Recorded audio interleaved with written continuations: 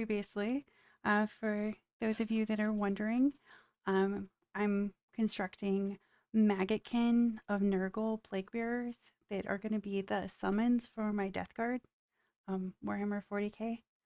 And I'm still in the assembly phase right now. I hope to be painting and priming them the next couple of days. It's been really difficult to leave them alone in between filming, but I'm going to try to do most of it on screen.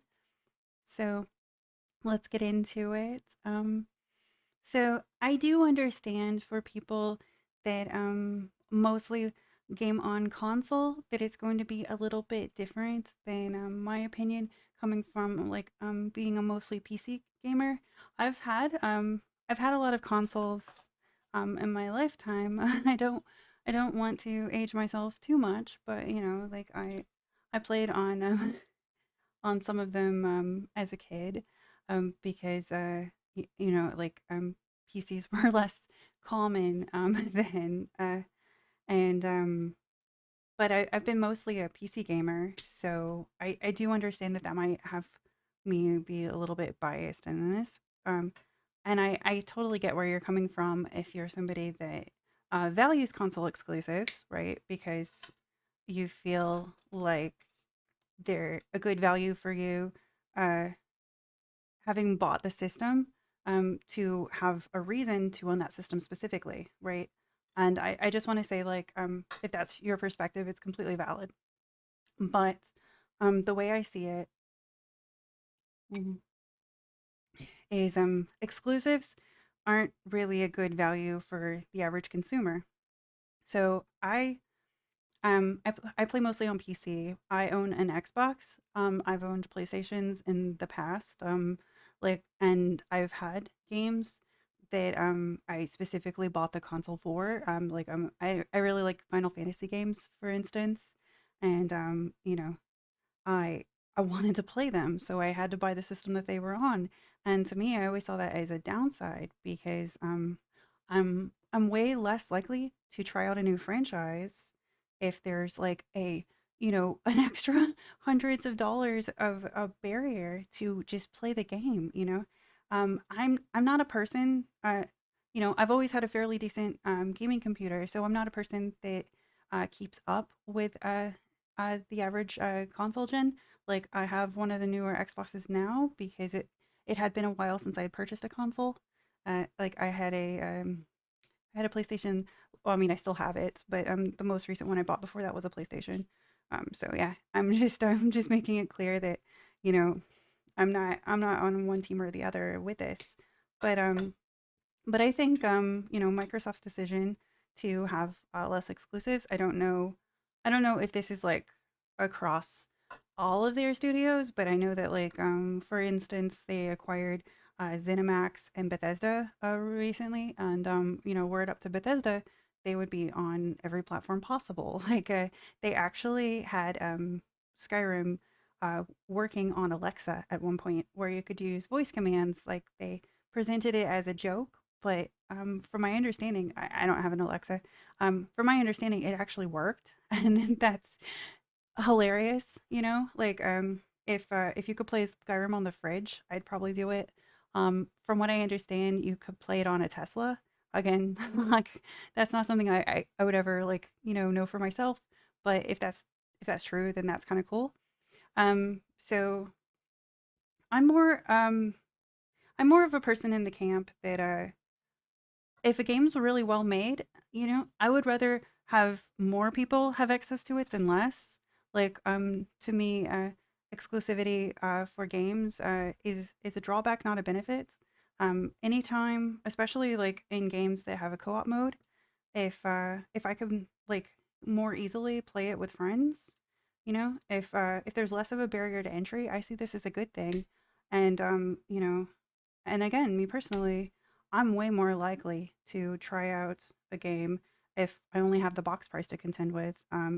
If there's yeah, like again, I haven't played the newest Final Fantasy as much as I'd like to because it's on a PlayStation.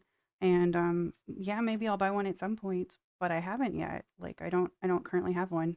So the only reason I haven't played the game. It looks great, and I can't wait until the day I do play it. But I'm just not a person that's gonna run out and like spend hundreds of dollars to buy a system to play like one or two games on when I'd rather be playing them on PC anyway.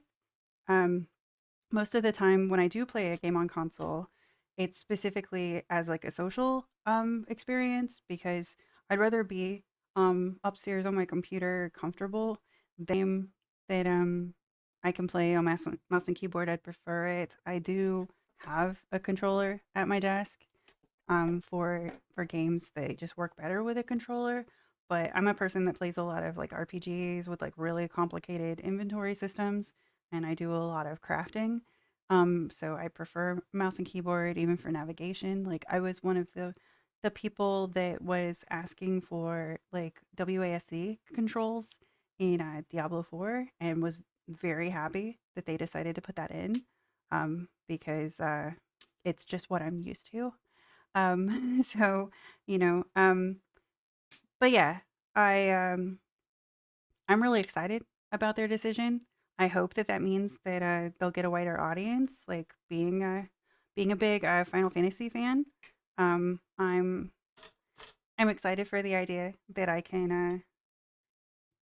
play the game with less of a like financial barrier in the future. So I see it as like a complete good thing.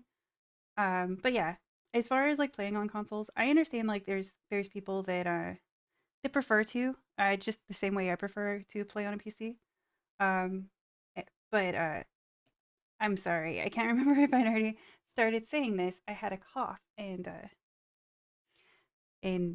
paused the video earlier. So but I've always seen consoles as more of a social thing where couch co-op. So uh if I want to play with some friends or something, I'm gonna do that in the living room with a controller, and it be more of a social thing than like actually like playing the game.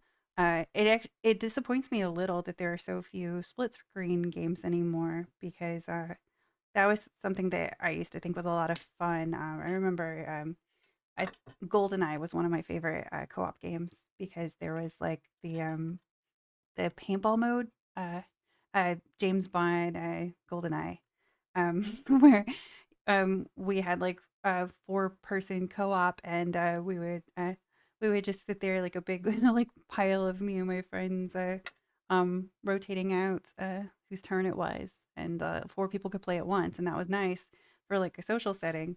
Um, but but yeah, if I'm trying to like focus and like enjoy a game, I'd rather be at my up on my computer where I'm comfortable.